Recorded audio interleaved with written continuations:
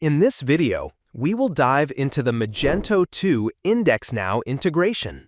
It helps your store instantly notify search engines when new pages are created or updated, making it easier for your latest content to appear in search results quickly.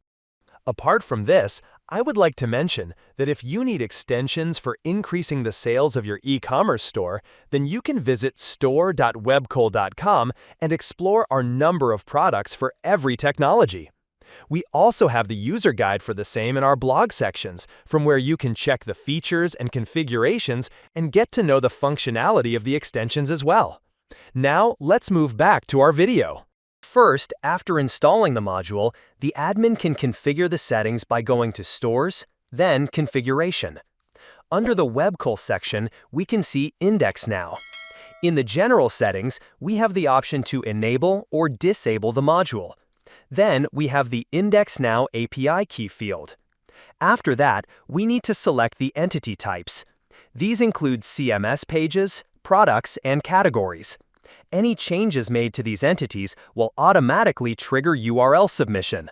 Once done, save the configuration. After saving, you can go to the IndexNow menu and click on Index URL. Here, you can see a list of URLs along with their response, status, time, and the option to resubmit. You can also add a new URL manually by clicking on Add URL. Then enter your URL and submit it. A success message will appear confirming the URL has been submitted successfully. Now, as seen in the configuration, we have options for products and categories as well. Let's check how it works for both. For products, go to Catalog, Products, select the product, for example Strive Shoulder Pack, then click on Edit, and finally click Save and Close. The product is saved successfully. On the index URL page, you'll see that the product URL has been automatically submitted. Now, let's check for categories. Go to Categories, then click on Gear and save it. After saving, go back to the index URL page. You'll see that gear.html has also been submitted automatically.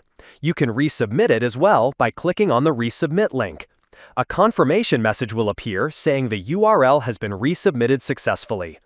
So this is the functionality of this module. I hope you liked it.